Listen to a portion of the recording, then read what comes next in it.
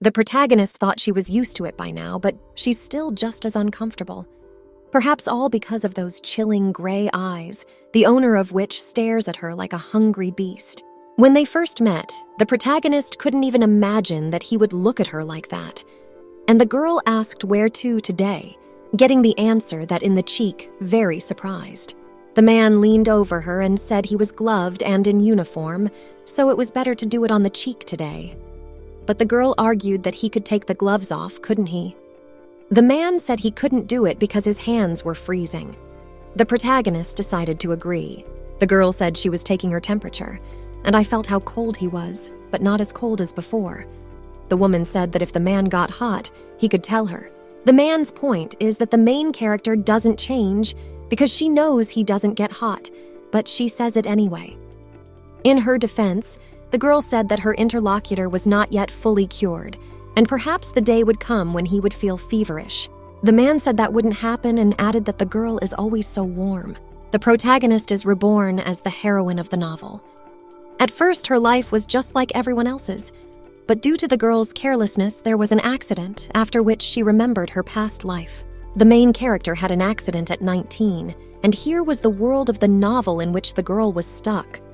The main action of the book revolved around a misunderstanding between the main characters. The girl had often read such novels in her past life. In her past life, the girl had socialized with others and often asked if they had read this or that novel. Made comments about how the plot seems obvious, but the story itself is gripping and the author is just a genius. There was a special beauty in them that made my hands sweat and my heart start beating more frequently while reading them. However, the novel is fun to read as long as it stays on the pages of the book. The master said she seemed to like someone else and didn't understand what to do. And Miss Diantha was surprised at such questions and said he saw a certain lady talking to another man and got it all wrong. It was very obvious. And the man said he was told otherwise by other ladies and thought it was her brother. And he added that besides, the lady herself had told him she liked someone. This handsome man is the main character's own older brother, Heinze Valerian, the protagonist of the novel. The main character's hobby is to suffer over nonsense. Diantha had picked up on the fact that the kind of person a lady liked could be himself, but Heinze said there was no such thing. Diantha asked what drove him to such thoughts, for he had grown close to the lady of late, and once again said that you can't deny that fact. The main character started talking about her flaws. Diantha wanted to punch him so badly because she didn't like the way he made trouble out of his finger. It's not just once, but every time she has to watch him whine and self-deprecate like he won't let her get away and then say he's not worthy of her. According to the story, the main characters will spend another 3 years doing nonsense without understanding each other. And the protagonist decided that she would rather put an end to this madness, if only for the sake of her own peace of mind. A year later, Sharina was congratulated on her engagement. Sharina Raffaello is the protagonist of the novel. She told Diantha it was all because of her. The main character thanked the girl in the novel for saying such words. No one even realizes how much business Diantha has had during this year. Since her childhood, Diantha rarely went to different events, so the protagonist and Sharon had few opportunities to get to know each other. At first, the girl was told about Sharon by her brother, but it turned out we were the same age and had a lot in common. At some point, they became real friends. Naturally, it's all thanks to Diantha's great efforts to bring the two protagonists closer together. But it doesn't matter so much anymore, because the day of reward for all the heroine's suffering has finally arrived. Diantha was surprised from the fact that Sharon had worn that dress after all, but remarked that it looked very good on her. Sharon said she decided to wear the dress she and Diantha had picked out together. After all, Diantha is one of those who knows her very well. In her mind, the protagonist was thinking that Sharon really had a knack for saying nice things. Diantha said she was going first while she got ready, and then she'd come to the engagement party too. Sharon thanked the girl for helping her prepare. Actually, relatives are supposed to do that, but Sharon's parents were gone early, and her sibling was too far away. Diantha thought about the fact that Sharon must have been lonely in that mansion. But after the engagement is over, there will be a happy ending. Suddenly, she heard a cry that it was necessary to open the door because there was a letter from the Duke of Rebirth. The knight was given a personalized medallion and ordered to return it when he left the mansion. The knight understood the order. Diantha didn't understand what kind of breaking news there could be on the day of an engagement. She suggested that maybe it was regret that he couldn't attend his favorite sister's engagement and blessings. As this night passed by, goosebumps ran all over Diantha's body. But the girl decided that she shouldn't think about it so much, because there was only a happy ending ahead of them all. That day, however, they received word from Sharon that the engagement had broken off. Heint Valerian and Sharon Raffaello have been officially announced as engaged. An engagement that everyone was only blessing, and two loving people who received this blessing. The happy faces of loved ones seeing the young ones off to a happy start to their life together. The protagonist was really looking forward to it. And now my brother gets drunk every day out of boredom. And a friend's endless whining about her unhappy love. And now, it's all come to a long-awaited end. A sweet potato couple that only calls out for Diantha. What's more, the plot has a certain villain who has come into Diante's confidence and tried to slander that she is the one to blame for their divorce. There was even an episode where the main character's life was threatened. Diantha was trying to put an end to these constant misunderstandings, so for her this engagement was something like the fruit of long and hard work as she fulfilled the role of Cupid. And now no one can slander her. Diantha asked Sharon if she had said hello to everyone. Noticing Sharon's dim response, Diantha asked if something was wrong. Sharon said she had just had a conversation with Heint. Diantha interrogated if she was talking about her brother, and the woman confirmed it. It was strange because he had just been glowing with happiness, and now he was suddenly gloomy, and suggested that maybe they hadn't gotten along until the day of the engagement. The protagonist hoped that she wouldn't have to fix their relationship even after the wedding. Diantha asked Sharon what had happened, assuming her brother had behaved suspiciously or offended her in some way. Sharon said that's not the point. Sharon was trembling all over. Sharon tried to say something, but it was obvious she was having a very difficult time and suddenly yelled that she thought the engagement was not going to happen. Up until that moment, they both looked so happy. Diantha wondered exactly what Sharon was saying about breaking the engagement, because nothing boded ill. Sharon, through tears, said that if it did happen, it was her fault. Diantha was very surprised by this and asked if Sharon could tell the reason. The girl said in confidence that a knight had come from the northern lands with a message from his brother, and she's been really busy getting ready, so she's only been able to read it now. The protagonist realized that Sharon was referring to the very same knight. And Sharon did say that her brother couldn't authorize their engagement after all. When Sharon told him she wanted to get engaged to Heint, and he probably thought she just liked the young man a lot, but as soon as Sharon texted her brother that they were preparing for the ceremony, he replied that he couldn't authorize an engagement to someone he hadn't seen in person. That's why Sharon was heavy at heart. The brother who was obsessed with his sister was a duke, and Sharon didn't want to break up with Heint no matter what. All of a sudden, Hinthe appeared from behind and told Diante not to upset Sharon by bringing his lady to him, much to Sharon's surprise. Diantha was glad that at least there was no problem in Sharon and Hinthe's feelings. Sharon said that Diantha hadn't upset her. She just thought she should tell her, and they were just talking about her brother. Suddenly, a maid came up to Sharon and asked if she could take a moment away from the gentleman. Hearing this, Sharon said she needed to step away for a few minutes. Heint called out to Sharon and told Diante to catch up with her. The main character didn't understand why she had to do it, and asked Heint why he wouldn't go after Sharon himself. The man said that he would at least run now and he wants to be there, but if he's also not with the guests, bad rumors might start. And Diantha said she'd be right there, following Sharon. The protagonist thought it was just an ordinary problem that could be easily solved. At that time, the Duke was soothing Sharon and asked that she try to breathe steady and not cry. Seeing them, Diantha didn't trust her eyes.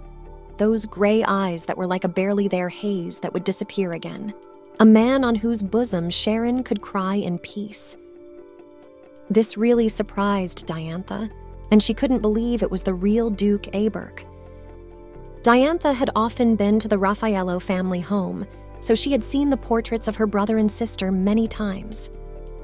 Sharon was like a sparkling blue lake, and her brother was a rather cold man to whom any interest was foreign. The atmosphere was like a thick fog. The portraits were painted when he was 19, and he is now 24. After numerous battles with monsters, his figure must have changed as well. Just like this knight who is standing right in front of Diantha right now. His hair, though not silver-colored, but his eyes. Diantha knew it, and judging by the oppressive feeling, it was definitely Duke Aberg. Sharon asks the man if he's leaving right now, to which she gets the answer that he's already shown the letter and asks her to sit here and calm down and wipe away her tears. The man said he didn't seem to close the door when he went in there and added that he would close it now and come back out.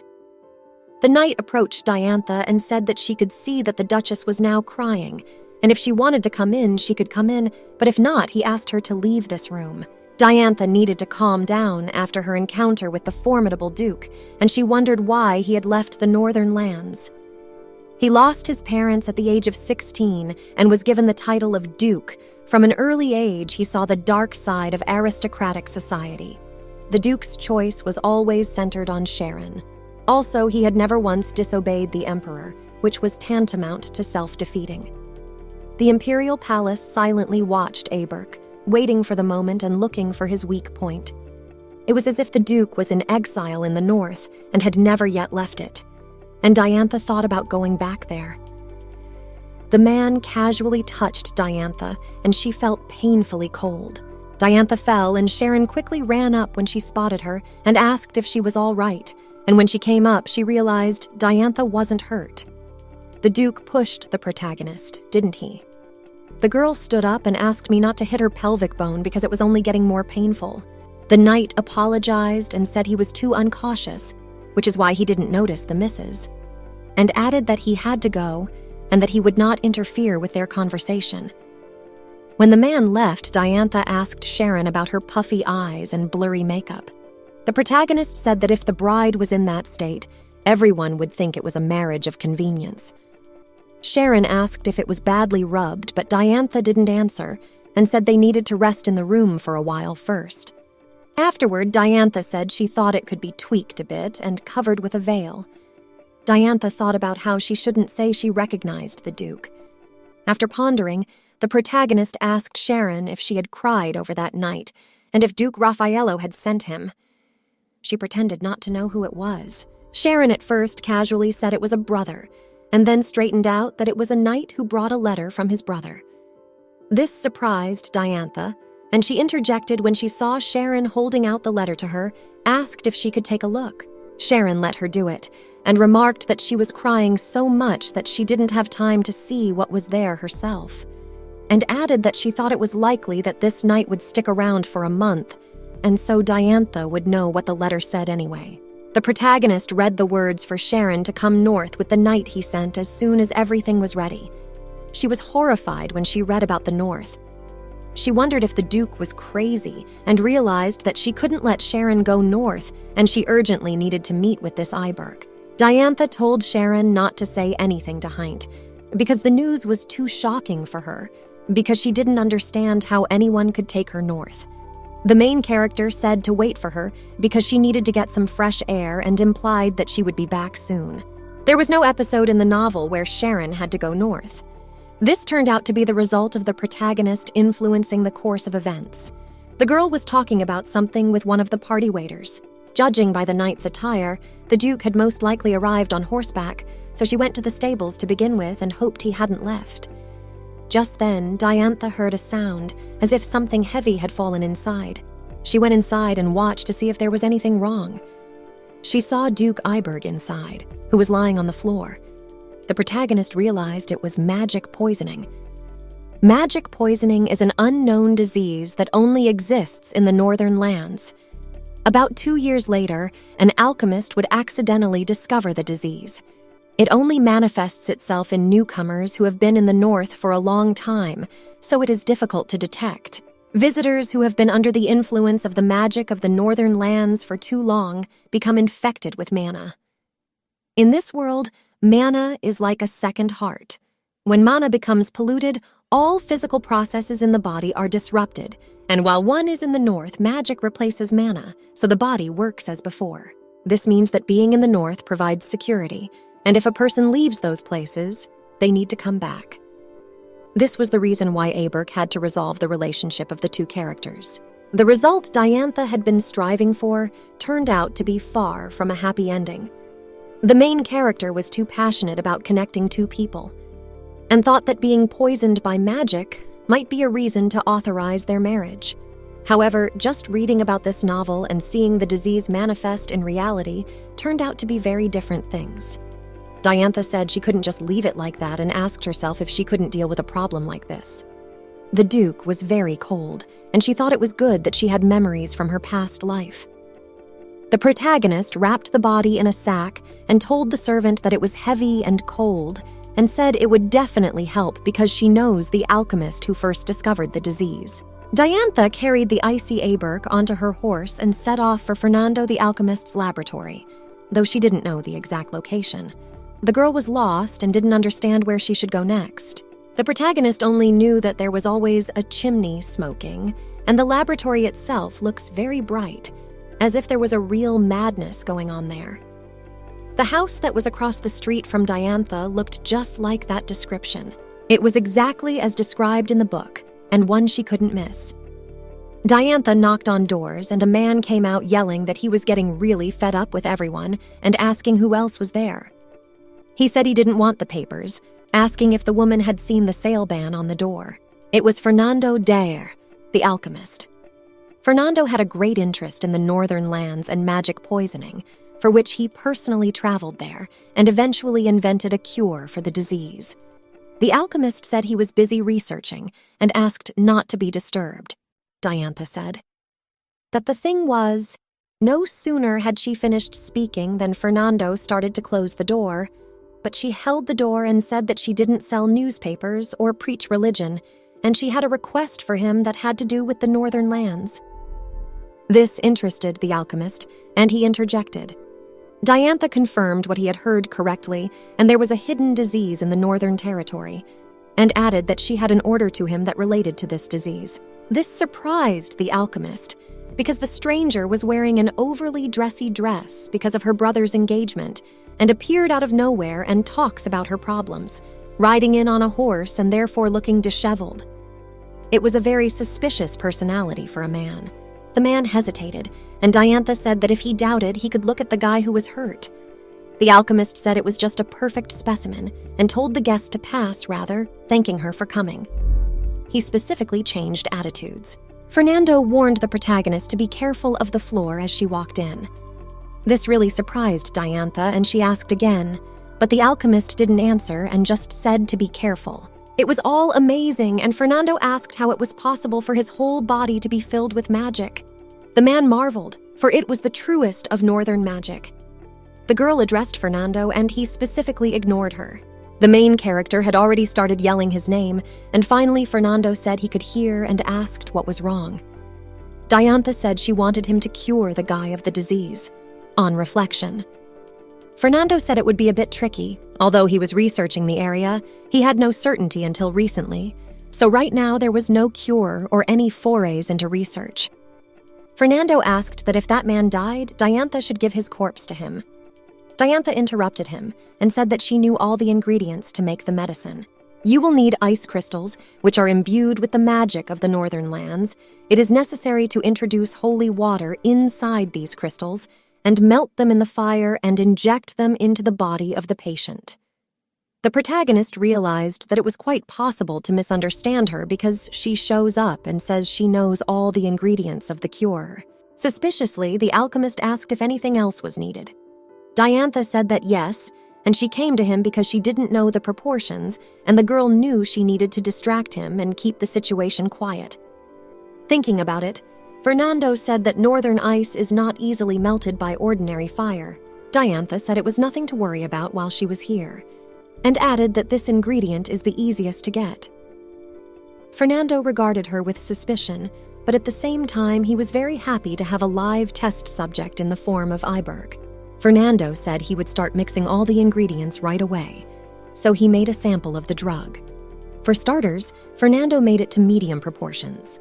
Diantha asked if there would be any side effects. The man said he checked with fire and candle. The magic wasn't completely gone, but some of it had gotten a little weaker, and added that there would be a calming effect. The protagonist thanked the alchemist. Diantha tried to tune in because she needed to summon the flames just to melt the crystal. The girl tried really hard and everything turned blue. The alchemist was surprised by this reaction and tried to figure out what caused it. Diantha didn't understand how Fernando could talk so calmly about such a thing in such a situation and asked why it wasn't leaving. At such a moment, magic power began to be absorbed against Diantha's will, and she didn't understand why this was happening.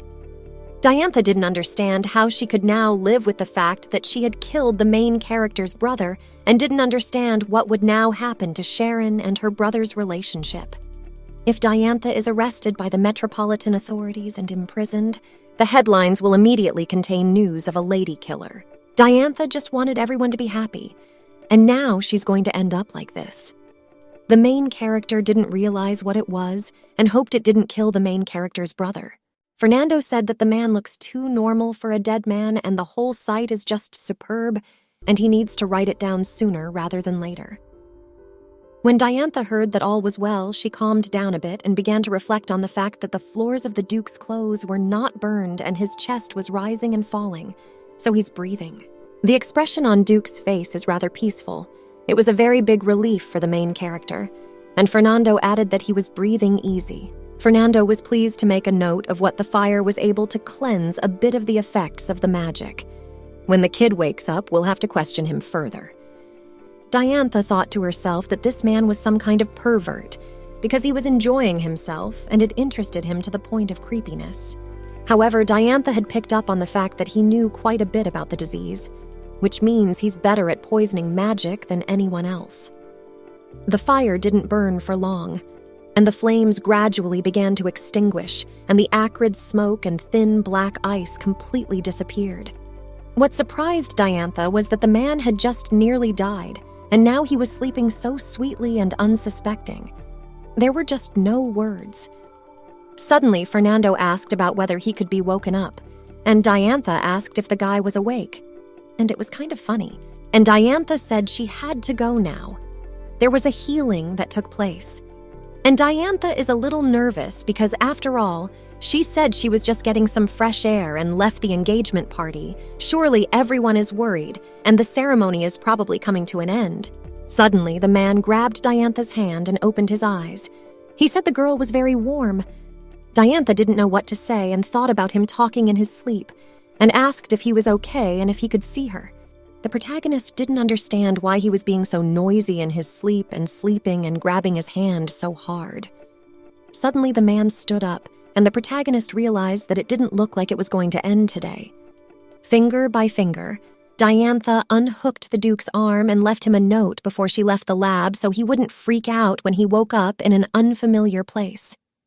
In the letter, Diantha explained how he ended up here and wrote about his illness, magic poisoning. The protagonist decided that Fernando would explain the details to him, and imagined him saying he'd do an autopsy with a chuckle and thinking about writing it all down. Right now, Diantha doesn't have time to think about the Duke because she has two important tasks. The first was to go home and listen to the lectures of parents who were very worried, and the second was to comfort his brother. The girl knew that this hint had made a mess of things.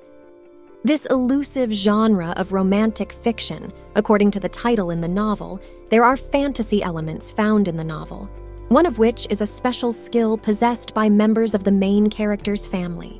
Diantha was telling the maid that it was a good thing Hintha had caused the fire subconsciously with no intention of setting anyone on fire. Otherwise, he could have burned the whole house down. But the maid yelled that everything was on fire there, too. As was already clear from the plot, Diantha's clan has the ability to summon fire.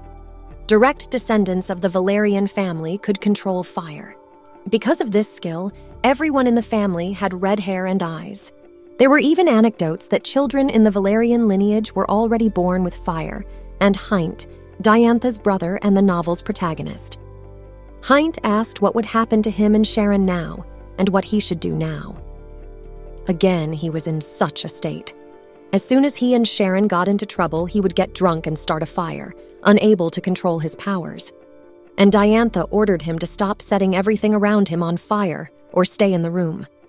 The protagonist didn't understand why Heinth the Constancy was going out in search of alcohol and making a mess of the whole estate, and told him he'd better order his servants to do it. Before the situation started to get confusing again, Diantha decided to say that if Heinth was so worried about Sharon, let him go to her tomorrow. She really wanted to set up a meeting between her and Sharon, and told him to be sure to ask what was next with their engagement. He asked that they go together. The piercing cold, and how come? Maybe he died for taking the lives of many other people. He thought he would finally see her, but would he have to leave this world without looking into her eyes? It had been so long since she had seen Sharon. It had been a very long time in separation from her. It was sad to even think about it. She was so extraordinary, and one day Sharon sent a portrait of her in a letter. Diantha looks at Hornet through the portrait as if she knows everything ahead of time and was very happy to be friends with her. The letter also referred to Heinth, but every time he was mentioned, the girl felt as if Sharon wrote about him with a special joy. When he first saw her, he realized that she recognized him. Normally, he would have killed her, but he knew it would upset Sharon, so he pretended he didn't know anything. The chill he felt after leaving the North, he felt even more from touching her. The last thing he saw was Sharon crying, and he had dedicated his life to not leaving her alone. He had spent his life running somewhere, but to Sharon, he would forever be a scar that would never heal. He didn't want his sister to live the same life he did. And it had been so long since they'd seen each other, and there was so much more he wanted to do with her and talk about. The man was thrashing as hard as he could in that abyss. Suddenly, the man heard a voice as if it had already reached the heavens. It was Diantha's voice that spoke of him sleeping sweetly and suspecting nothing. He felt warmth with each touch, and as she grew distant, he was sorry to let her go. And that light seemed to get farther and farther away, and the man grabbed his hand to grab it. Dianthus was very warm. When the Duke woke up, Fernando asked him how he was feeling. Without waiting for an answer, he added perhaps he was very cold or very hot. The alchemist looked like a rooster and shouted his questions to the Duke. Fernando asked when he started having symptoms and how long he had spent up north. The Duke asked what this place was and who the man in front of him was. The next day. From early morning, Diantha went straight to Fernando's laboratory. The alchemist told the lady not to worry because the man was fine, and added that he tried to ask how the man was feeling, and the Duke almost threw him out. Diantha made sure the Duke was awake, and heard from the alchemist that, moreover, the man had asked him to make a magical item for him. And the protagonist's point is that Fernandez didn't have it easy with the patient. And the alchemist also added that he was studying something right now, but he lacked information. Then Diantha returned home, and she and her brother traveled to Raffaello Manor. The protagonist was very tired, but was glad that the Duke was awake. And suddenly, the protagonist wondered if it would be too weird if she asked Sharon where the knight she saw yesterday was. Mr. and Mrs. arrived at the Raffaello estate, and the girl noticed that it was still the same, an unremarkable mansion with no frills. Usually flowers were planted in the garden, but here there was only a green lawn. This estate maintained the same look all year round, as if time had stopped here after Aberk's departure. Diantha asked her brother if he was okay, because he was vaguely standing. The guy said he was far from okay and was very worried. Hearing this, Diantha suggested he talk outside if he was so worried. These words surprised Hintha and asked again, and Diantha said that there was a greenhouse in the backyard, and it had a more accommodating atmosphere, and it would be easier for Heinth to talk. After a little thought, Heinth said he thought it was a good idea, and Diantha said that in that case he could tread, and she would wait for him in the greenhouse. And she'd made a mental note that he should try to talk to Sharon about various topics on the way there to diffuse the tense situation. Heinth thanked his sister, and was glad he had such a good relative. It wasn't hard to find the greenhouse. The main character spent a great deal of time there while she was trying to get Sharon and Heinth together. The greenhouse was the only colorful place on the estate. The protagonist had heard that the flowers had been planted as far back as Sharon's parents. Perhaps that's why she loved this place more than any other, and always lovingly tended the plants. It was also the only place to date. But what were those sounds? The protagonist noticed Duke Aberk in front of her. He was very serious, and Diantha suggested that maybe he was upset that he couldn't take Sharon north with him because of his illness. The protagonist noticed that the Duke's eyes had become a different color.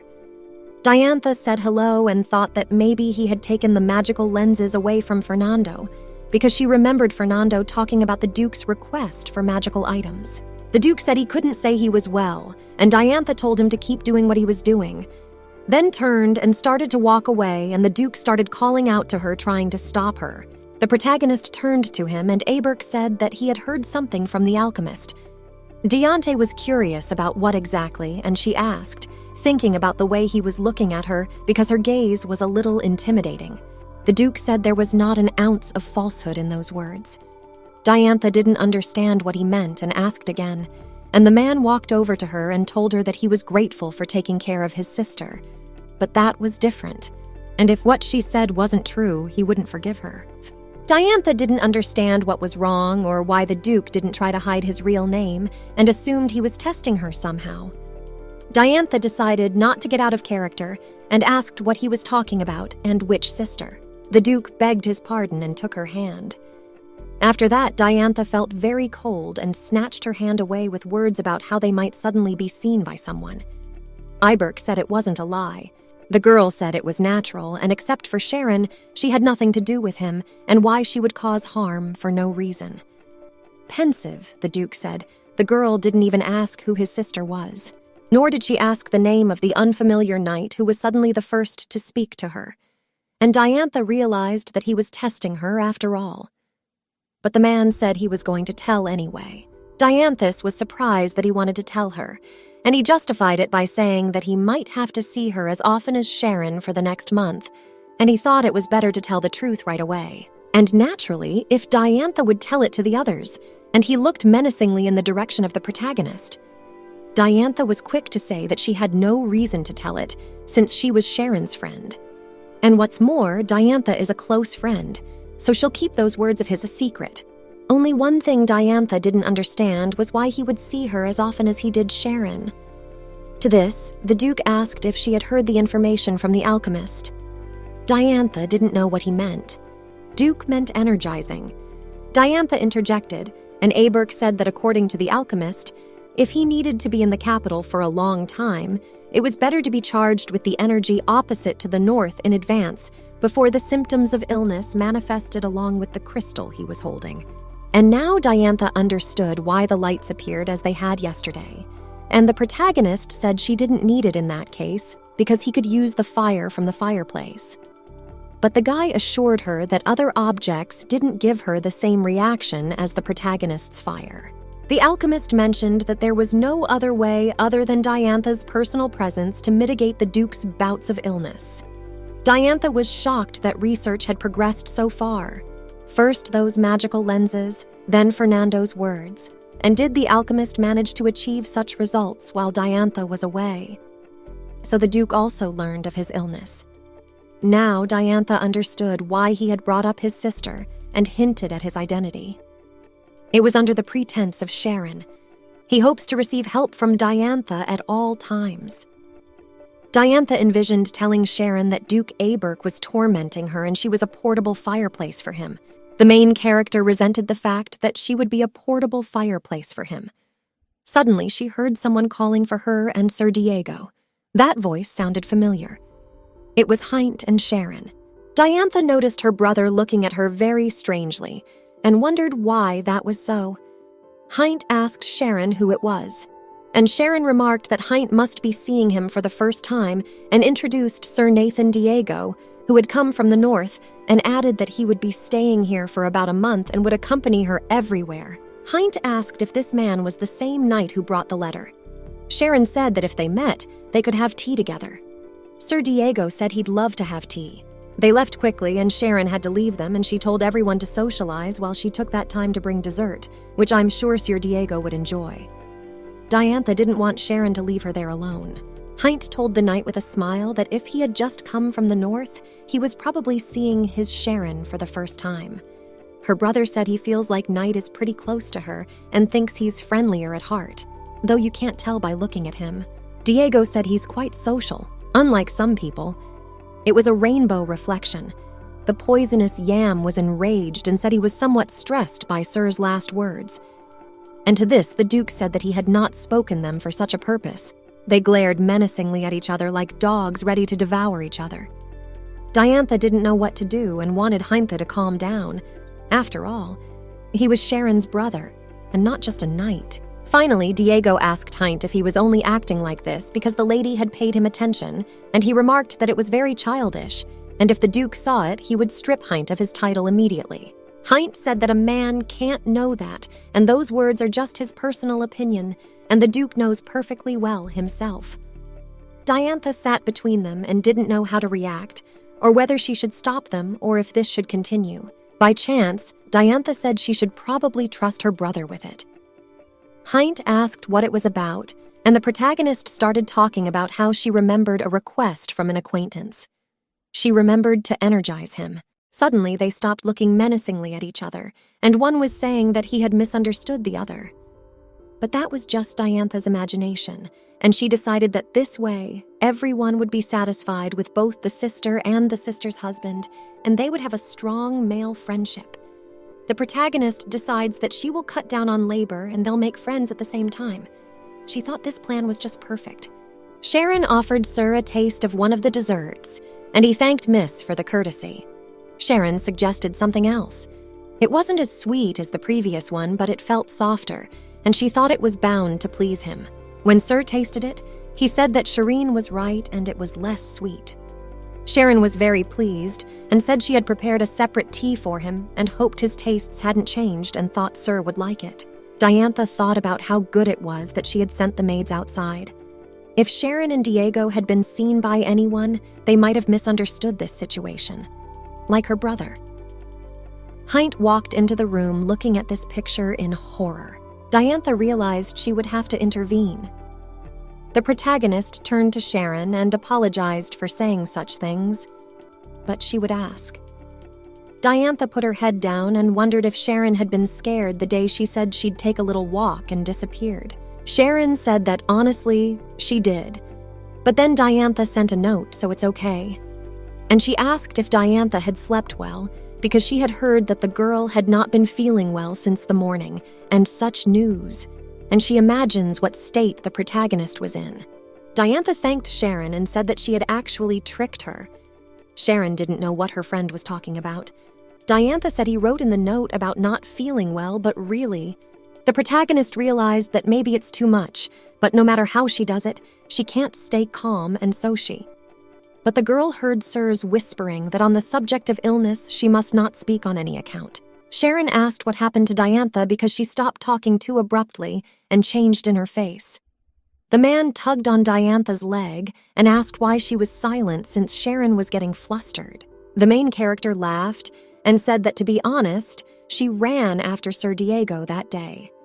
This surprised Sharon very much, and she asked again. And the girl confirmed this, saying that she ran after him and told him that Sharon could not be taken north. And then Diantha asked that he deliver those words to the Duke instead of her. And fortunately, Sir Diego was delighted by the friendship between the protagonist and Sharon, so he agreed not to take her to the Duke and replied that he would talk to him. Sharon asked Sir if he really answered that way, and Diantha herself answered in the man's stead that it was so, and turned to the Sir. She was already glad that thanks to the magical lenses, his eyes were finally normal and he looked so intimidating. But still, Diantha can't let some wild beasts turn her field of sweet potatoes around, because what about her crops? And she won't let her vegetable garden be ruined. It still flowers, but Diantha won't back down because of his attacks. Diantha was ready to attack, and Diego said it seems that's what he replied, that he would pass on the lady's request. This surprised the protagonist very much, and Sir added that he had certainly said so.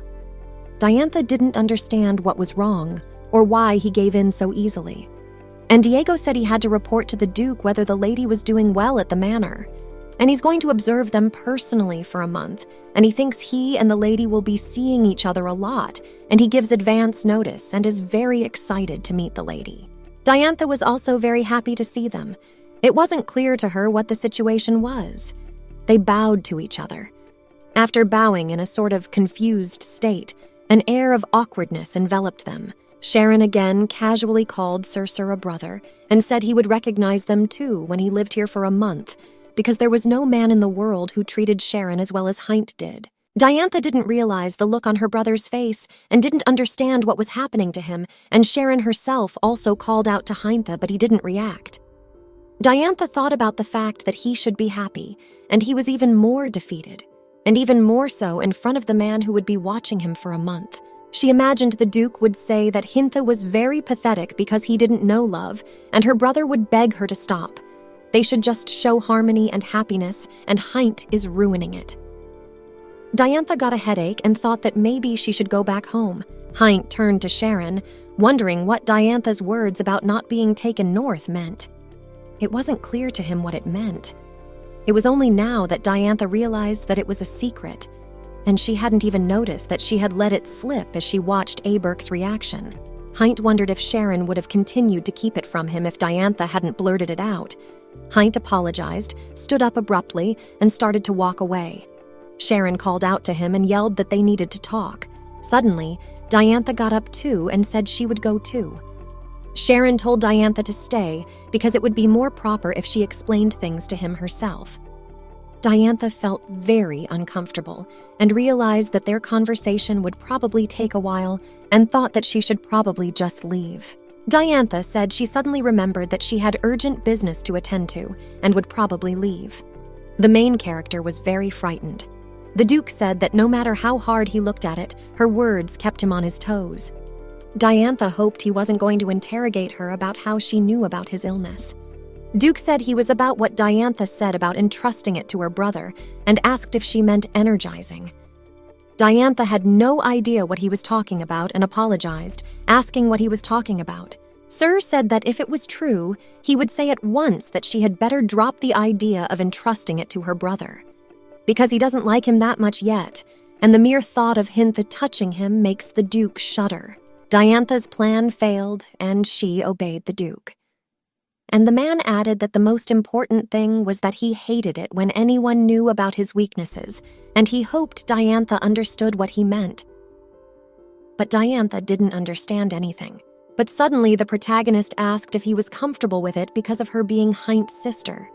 And if he doesn't mind, then she can look for another fire control person. But Diego said it wouldn't work that way because only a stupid person wouldn't have questions about his identity, and besides, he can't trust those who act for their own gain. And Diantha said that he was absolutely right, and it would be better if as few people as possible knew his secret. With a month to go, the Duke can rely on Diantha. The main character tried to make her face simpler and said she would do her best to take care of it.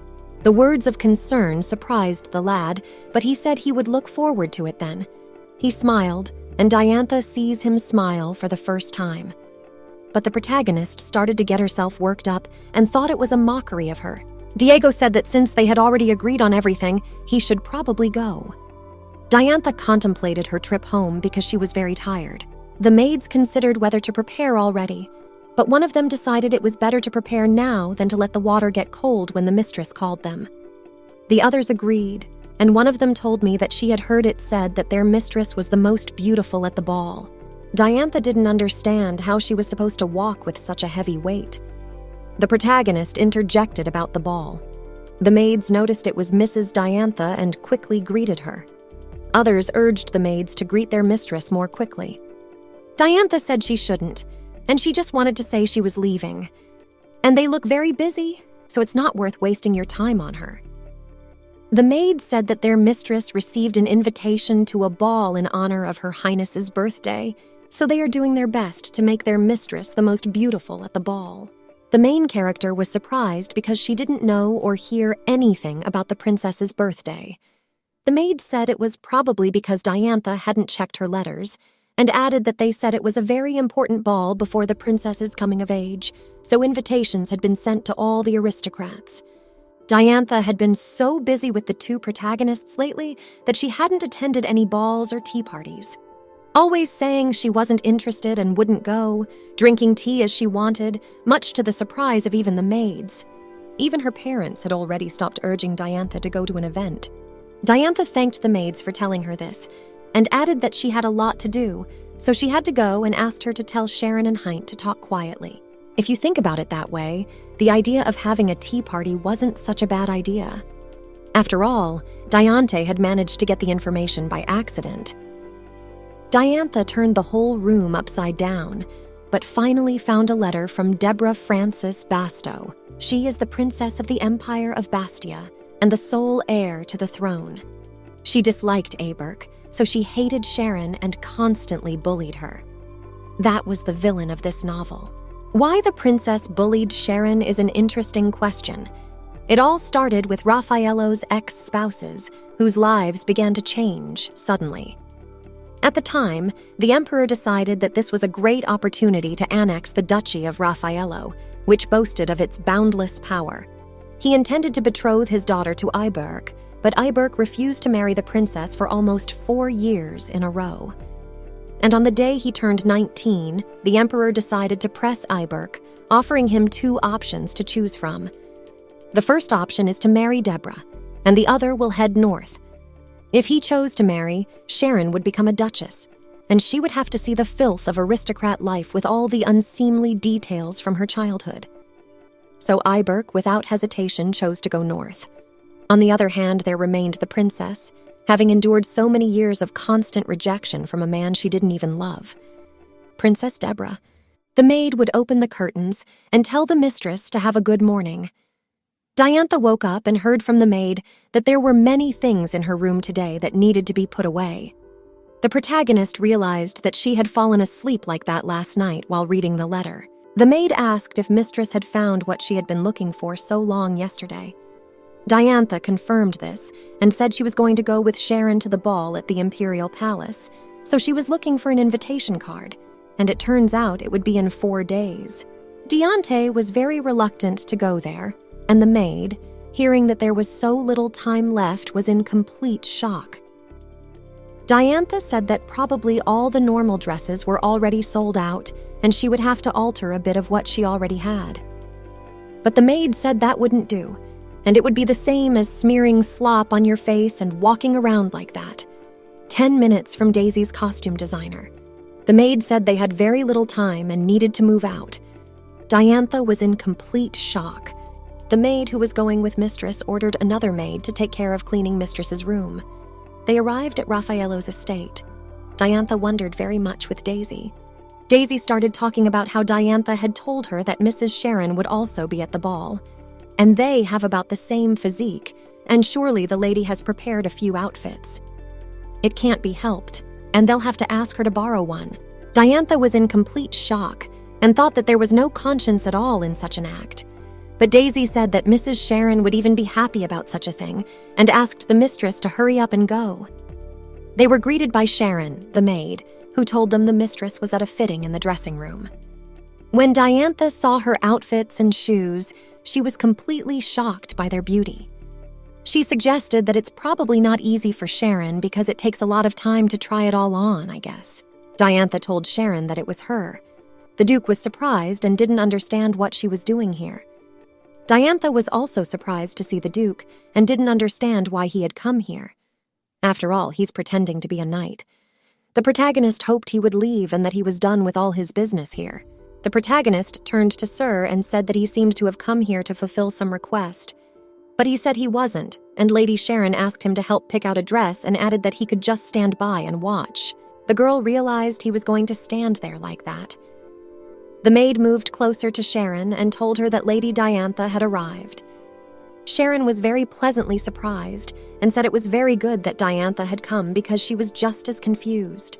Sharon picked out this dress, but she can't decide on the jewelry, and the maids try so hard, but their opinions are divided, and added that Diantha has good taste and asked if her friends could pick something out. Diantha grimaced and said that Sharon had had a pretty rough time and asked what kind of jewelry to choose from. Diantha went to pick, and Sharon asked Sir if he could help her too. The man asked with surprise if Sharon was okay with his participation, and the lady said that the more people choose, the better the result will be. Diego walked over to the booth and began to pick out a piece of jewelry as well. Duke said he chose, and Diantha said she chose the necklace too, but their hands ended up on the same piece of jewelry. Diantha felt his cold hand, but it wasn't as cold as it used to be either. Diantha didn't understand why the Duke wouldn't let go of her hand. She thought he must realize she was cold, and Sir said quietly that he didn't want to let go after all. Diantha didn't hear it, but she noticed that the Duke just moved his lips as if he was speaking to himself and she could read his lips. She realized he'd said he didn't want to let go. Diantha understood that his illness made him want warmth, but when he spoke with that face and held her hand, she could understand it, but the people around her would obviously misunderstand. She looked at the expression on Sharon's face and became very frightened. But Diego said that Miss seemed to like the jewelry too, and he too thought Sharon would be a great fit. Diantha said she would relent and asked him to give it to his sister personally. Sharon said she really likes it, and there's a reason they both chose that piece of jewelry. The maids were surprised, for Mistress had just said she didn't like the color green too rich, but Sharon said there was no such thing. Diantha decided to get as far away from the Duke as possible while they were all busy. Suddenly, Daisy turned to Sharon to scold her mistress. Diantha thought the voice sounded familiar, and when she turned around, she saw Daisy talking to Sharon. She didn't understand what it was that her maid was so pleased about, and she was very interested in what she was going to say. Daisy said it was a ball at the Imperial Palace after all, and her mistress wanted to redo an existing outfit, and said that from the side it looked like Diantha had found a 10-year-old dress in an old closet, and said it only needed a little fixing and would be as good as new. Diantha didn't understand why she was saying that. After all, it wasn't like she had said all that much. And Daisy went on to say that she was very offended. Sharon said she didn't ask because she thought Diantha wouldn't want to go there, and if she had known, she would have offered to prepare together. Sharon thought about what they should do. The maids asked for a moment of Sharon's attention, and they turned away. Diantha didn't understand what was going on there, and when Mistress turned back to Diantha, her face glistened with happiness. Diantha didn't understand what they were up to. Sharon suggested a dress for Diantha and asked how she liked it, and the girl said she didn't really like it because it was too bright and she couldn't wear it. But Sharon said she thought Diantha would like that dress. Sharon asked Daisy her opinion on that dress, and Daisy said that she too thought it would suit Mistress very well. Afterward, Sharon turned to Sir Diego and asked how he was doing. Diantha has noticed that Brother Sharon doesn't see anyone but his sister. But the Duke said look only at the dress. He couldn't say anything. The man apologized and walked over to Diantha, holding the dress up to her. The main character was very uncomfortable because they were too close. Suddenly, the girl said, "Aye," and Sir didn't understand what was going on with the lady and asked what was wrong. Diantha said the thing is, she doesn't think the dress suits her at all. The Duke said that henceforth another month, and he would come even closer and touch her more, and Diantha won't be able to run away from him all the time, and questioned the lady, "Isn't that the way it's going to be?" After saying that, Aberk said that the dress suited Diantha very well, and he didn't even have anything to add, and switched back to Sharon. The protagonist wanted to go home right away, but Sharon suggested she try on other outfits as well. Sharon asked the main character to try on one more thing, and dragged her behind a curtain and started pulling out shoes and jewelry. It was very tedious. Suddenly, Sharon turned to Diantha and asked when Heint was back, because he was in a good mood yesterday. Diantha said he really was fine and had been smiling very cheerfully all day. Diantha was glad that she was able to calm poor Sharon down at least a little, but the protagonist did note that her brother hadn't told her anything detailed, but they seemed to have figured it all out on their own. Duke occasionally inserts his comments and allows himself some unexpected statements. This time, he said that the dress suited Mrs. Diantha very well, and that made the girl very embarrassed. After an hour, the protagonist managed to escape from these endless changes of clothes, and Daisy said she would get the carriage ready while my lady slowly made her way down. The mistress thanked her maid for her help. Diantha was ready to go down, as suddenly from her hands, Sir Diego took the suitcase and decided to help her. The girl thanked him, and he asked if her brother was always such a simple man, because he himself was angry and immediately calmed down himself. Diantha confirmed this, and was horrified to ask if he was eavesdropping on them, and didn't understand how one could eavesdrop on a woman's conversations, deeming it already too brazen. But the Duke said he didn't intend to eavesdrop on them. He just had good hearing. This really angered the protagonist because they were talking in a whisper behind the curtain, and the man heard everything, although he was far away, and realized that he was not only very strong, but also has amazing hearing, and suggested that this could be possible because he is a master of the sword. The man said that Sharon had been a weak and fearful girl since she was a child, so he always wanted a strong-willed man by her side. Diantha was angered by the boy's behavior, and she remarked that Hunt certainly required her constant interference like the care of a yam, but it was her yam, and she would decide when to dig it up. The girl had a lot of trouble with him. People of such type as Haint think about themselves first of all, and don't listen to the opinion of others, and Sharon has rather cautious and calm character, and it will be hard for her to be with such a person. If they are both too cautious, it will be hard for both of them. But Diantha said they probably just like each other, which is why they're being cautious. The main character noticed that in ordinary life, her brother is not like that at all. But the knight said that before Sharon always listened to the opinion of others, and this is a very nice quality. And before the debutante ball to her lined up a whole queue of cavaliers who dreamed of becoming her partner. Diantha said her brother was also considered attractive in the Empire, and she didn't think she would ever praise him. Suddenly, she was called over by Daisy and told that she had to put things away, so it took a while and they were ready to go. The girl snatched the bag out of the Duke's hands and swept it up, saying that they should go before it got dark. She quickly got into the carriage, much to the maid's surprise. But still, Diego caught up with her and said that, to be honest, he could beat her brother in looks, and it was his sister Sharon who could be considered the most beautiful lady in the Empire. The protagonist didn't understand what he was talking about or why he grabbed her. She turned back and noticed he had a very serious expression on his face, but it changed abruptly, and he smiled, telling the mistress to be careful on the road. Diantha thought he had gone mad because it felt like there wasn't a drop of blood in his body, and he himself was turning into a pulsing vein when it came to his sister. The girl assumed him for his hidden virtues. The protagonist was speechless, but the Duke looked so cute, but she thought she was just imagining it. Suddenly, the Duke turned around and said that his words were no lie, and the dress with embroidered red roses suited my lady very well. After coming of age, the Duke left the capital and was unable to attend the balls frequently. But compared to all the ladies he'd met, Diantha looked very bright, and he was sure that if the protagonist appeared in it at the ball, all eyes would turn to her. Diantha thanked him, and she thought he was looking at her too closely. The Duke said that of course Sharon, he couldn't even compare her. The protagonist knew she'd started it all to praise her Sharon again. He complimented her to push his point through, and she was already getting excited. But Dianthus calmly said that it was perfectly well known to her, and she would take note of it, and quickly got ready to climb into the carriage. The man asked to listen to him, but the carriage left quickly. Daisy told Mistress that it was possible that this gentleman liked her, but Diantha asked that she not say anything stupid. Diantha said that she and Sharon are close friends, so he tries to behave in a polite way, so there can't be anything like that between them. And besides, this knight came from the north by order of Duke Raffaello, and naturally, he will be attentive to Sharon's surroundings.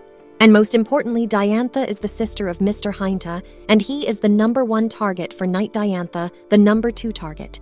And the maid said that this man is quite dangerous and should be careful with him.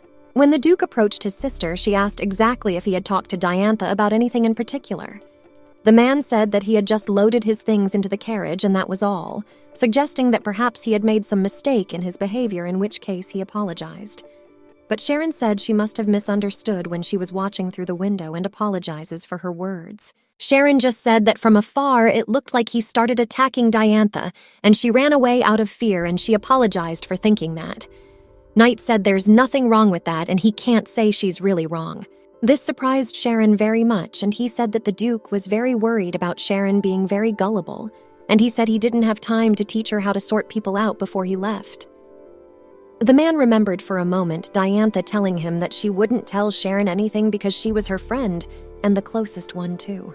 The Duke said that he felt like he didn't have to worry about all that, and his sister confirmed it and said that's why she liked Duke Valerian. Well, about that the knight wasn't sure yet because he didn't like him. The maid told Sharon that they were waiting for her in the dressing room, and Mistress must hurry.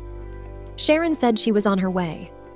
The Duke thought of Dianthus running away out of fright, but he can't say he was pleased to see her trying to avoid his presence by getting into the carriage. It was the first time the man had ever tried to give a compliment to please a stranger, but still her eyes seemed to be searching for somewhere to hide, and she sighed deeply before every word. It was obvious she didn't trust him. As soon as the man recalls the sight of Diantha, his insides are overturned by unfamiliar feelings. The Duke was unpleasant, but he was annoyed with me, and on the contrary, thoughts of what trap to set for her next time popped into his head. At the same time, however, the man wants to use brutal measures as he did in the north. While hunting, it sometimes happens to stay early on the prey, but if he hadn't tried it, he wouldn't have gotten that high. If the man could manage to get a little closer to Diantha, and if only he could hold her hand a little longer, that would be good. Prom day is 3 days later. Her mom had told Diantha just in case that if she slept out of the house again, she'd get really mad, but the girl said that wouldn't happen. And father told Heinth to be careful at the ball and remember that he was the heir to their lineage, and remarked that he had begged him very much, so they hadn't officially announced it yet. And his father hoped that Heinth didn't mean to say that he actually wanted to break his engagement to Lady Raffaello. But the boy said no way, and then his parents decided it would be good for him to make a good effort to show up at the ball on the good side. The man said that if there were bad rumors about Heinth again, he would have to make a decision as the head of the family, and added that they would be the first to go to the palace. Diantha, on the other hand, said they would pick up Sharon and join them at the ball as well. A categorical father and a sad Hintha as Dianka understood him, and lately the whole empire is on its ears because of his brother. Although the engagement ended happily, but in all the newspapers was that the protagonists of the celebration almost did not show the evening, and at the end showed Lady Sharon with a crying face, and everyone wondered what had happened between the young. These conspiracies. So-and-so feasted on, and because of this, there were rumors that it was customary in the Hunt family to put the daughter-in-law to work. They arrived at Duke Raffaello's estate. Diantha told Heinth to go get his partner, and she would wait here. Heinth went fast. Diantha remained alone in the carriage, waiting for Hintha and not understanding why he was gone so long as someone else suddenly appeared. Instead of Hunt and Sharon, a weakened Duke, Aberk, entered the carriage. Diantha didn't understand why Hintha was gone for so long, and speculated that perhaps they were on a date with Sharon or had another run-in with the Duke. The main character got very stuffy in the carriage and decided to open the doors to get some air. But Diantha realized that if she did so, her hair would be ruined, and she would have to spend hours on it again, and she really wanted her brother to come back sooner. A man approached the carriage and apologetically asked if he could come in. Diantha, thinking it was her brother, asked why he was even asking. The main character was very surprised that the Duke was also going to the ball. The man asked once more if she would let him sit in the carriage for a while. His breath was quite cold. By the way, something about his complexion doesn't look good. And so Diantha asked if he wasn't feeling well. The man said he was at his limit, and asked if Diantha had met an alchemist by chance. But the protagonist said that because she was preparing for the ball, she didn't have time. The Duke said that the alchemist told him that he didn't have enough information for experiments, and so Sir wanted to visit him after the ball. After the man heard about the girl not seeing him, he realized that meant she didn't have the crystals. Diantha told the Duke to start by sending a man to the alchemist. The man said, "Inside pocket." Diantha didn't understand what that meant and asked again. The man said he put the crystal in his inside pocket. Diantha understood him and said that if he gave it to her, then. But the man interrupted her and said he wanted Diantha to take him out herself. Diantha was in complete shock. And then, She realized that she needed to unbutton his clothes, and she was in a very strange situation. Duke dragged the protagonist over to his place and told her that she was going to pull out the crystal, and when she did, she would still have to touch it, and it would be best for her not to move and just continue in that position. The man said the crystal was in the inside left pocket of his jacket, and Diantha realized there was nothing she could do, but he was so close Diantha could feel his breath. Diantha pulled out. Looking at the girl, Aberk thought she was having a very hard time. But Diantha said she was just surprised he was so cold, but it can't be helped. The temperature difference between the two is very big. Diantha asked if it was hard for the Duke to touch such a hot hand, but the man denied it and said he was getting so warm on the contrary. And the Duke won't let go of her hand. Diantha kept saying that they needed to send a man. Meanwhile, Sharon and Heint were approaching the carriage. Sharon told Heint that Knight is like a sibling to her, and she hopes that Heint will befriend her excellent Knight. Diantha noticed that Sharon and Heintha had arrived and didn't understand what they should do. As soon as voices were heard outside, the Duke lifted the protagonist up. And after that, the Duke put his index finger to his lips, and Diantha did the same herself and took stock of what they didn't know they might hear about these two. And it should be their absolute secret. Sir smiled at Diantha, and in a flash, Heint burst into the carriage with a shout. Sharon didn't realize what was going on. The Duke swept up, her brother only hearing the Duchess's voice and forgetting that he had started to open the door. And he didn't even notice her brother getting close to the carriage, so unremarkable a man he is. Heint was angry when he heard Sir Diego talk about being an unremarkable man. Sharon asked that everyone stop, and since the four of them were going to the ball tonight, they should do it without animosity. Sir Diego said he was going for his horse. But Sharon told him not to and suggested they all ride together in the same carriage. As a result, the four of them all rode together in one carriage. Sharon was overjoyed, because it had been a long time since she and Diantha had ridden together in a carriage. The two men, as if in collusion, stared out the window the whole way. The road was just awful all the way to the palace. When they had already nailed it, Sharon said that since there were already four of them, they could all go in together, or she would go in first with Sir. But Diego said that if she entered accompanied by another man, there might be unpleasant rumors. Diego said he would go in with Lady Valerian separately from them. The Duke turned to Diantha and asked if the lady would mind entering with him for Lady Sharon's sake. Diantha said that since that was the case, she agreed and took him under her arm and told him that she should of course go in with him. It came naturally that Diantha became the Duke's partner at the ball. The imperial palace was in all its splendor as it should be. However, Diantha was so happy to finally get out of this carriage where it was unbearable to ride. All people were talking about the article in the paper about people seeing Sharon and Heint fight right at the engagement party. And one of the women said she'd heard about Sharon having to wipe away tears because of her strict in-laws. Despite the ducal lineage, it's an engagement after all. Others agreed and said that the days of the Valerian couple, who were considered outstanding members of the family, were over. Diantha's ears were starting to hurt from all this talk, and she needed to get away from the stairs as soon as possible. Heint seemed very tough for some, and one of the men started talking about what they were like in bed. Diantha was shocked that people were even discussing such a thing. The protagonist realized that if the four of them continued to crowd together, they would attract unnecessary attention, and it would be better to split up. Meanwhile, Heint was asking Sharon if she would do him the honor of dancing his first dance with him. Diantha tensed up at the fact that Hintha had decided to dance with her at this very moment. Sharon said she would love to dance with him. Heint looked toward Sir Diego and said quietly to himself that he had won. Diantha thought he was just a little kid and didn't realize who he was trying to hurt with such silly antics. The protagonist asked the Duke to wait. The man asked her what was wrong. The girl asked if he really wanted to leave his partner alone. To make things more convincing, Diantha said that everyone could start whispering tomorrow that a friend had stolen Diantha's partner at the ball and said it would definitely make all the headlines if that was the case. Diantha added that Sharon could also be called a walking lady, but Sir said he didn't think it could happen if he was away for a while, But Diantha said he had no idea how scary the rumors about couples appearing together at a ball could be.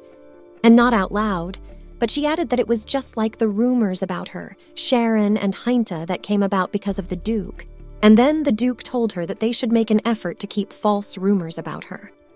But suddenly, Diantha asked him if such behavior would be too conspicuous. The man said that if he never once danced with his partner at a ball, it would also look weird. But if Diantha wants to leave him with nothing, then it's understandable. But Diantha denied it. And hearing this, the Duke told her to come closer. The protagonist was very curious about what lurked in those gray eyes. Judging by the guy's attitude toward his sister, his sacrifice and unconditional love, everything becomes clear at once. He has feelings too. However, these feelings towards one single person he tries to suppress, considering his weakness. The main character asked why he was looking at her like that. Aberk was surprised and asked as he watched, and Diantha said it was as if she saw a poor puppy in front of her, but Sir didn't look adorable. Everyone was ordered to bow their heads, the great son of the Empire of Bastia. Finally, the appearance of the novel's villain, Deborah. His Majesty the Emperor and Princess Deborah Frances Basto walked in. The book even referred to her as a future tyrant. Her words were sharp as daggers, and there is a description that 10 years later, because of the rebels, it turned to dew at the place of execution. But even if Deborah was a tyrant, she was still a direct heiress who had acquired the special skills of a member of the imperial family.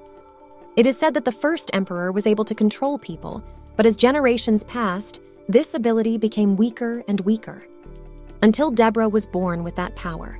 Moreover, Deborah was the daughter of the late empress. The image of Deborah sitting at the emperor's feet near his throne is imprinted on people's minds. She won't just give up.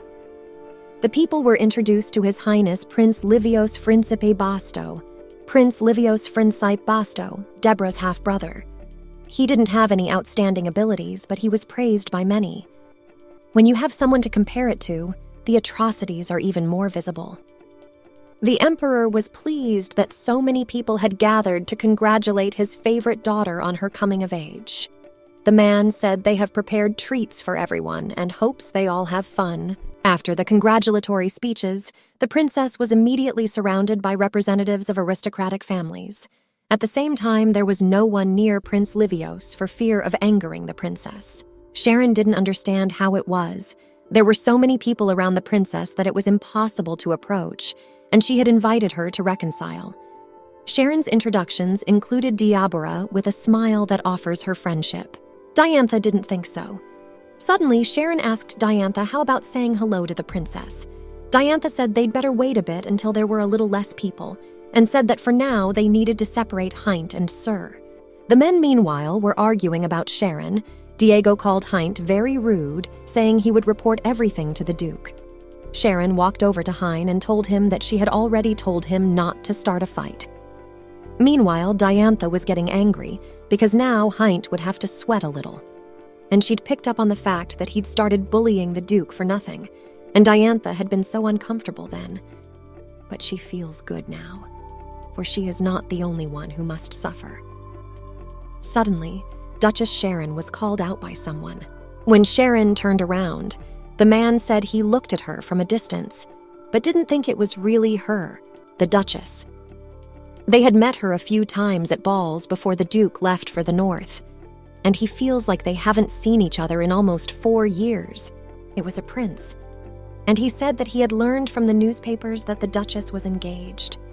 Sharon had picked up on the fact that they hadn't seen each other once since. The expression on Heint's face at that moment was indescribable. And Livios said he assumes that the man next to her is her husband.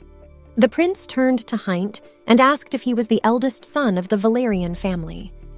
Livios said that he had heard a lot about him and had even heard that he was very capable and did a lot for the empire, working in places where help was needed. Heint hesitantly said he still had a lot to learn. Diantha noticed that Livios, though he looked simple, was still a prince, and he looked like a simple, good-looking guy from the university. The prince turned to Lady Valerian, and the protagonist, introducing herself, said her name was Diantha Valerian. The man smiled and asked who the gentleman next to Diantha was. Diego said he was honored to meet His Highness. The Duke bowed and said his name was Nathan Diego. Diantha turned to the prince and said that Sir Diego had come here as her partner. The prince stared at the Duke for too long, and Diantha speculated that maybe he'd guessed it was Aberg.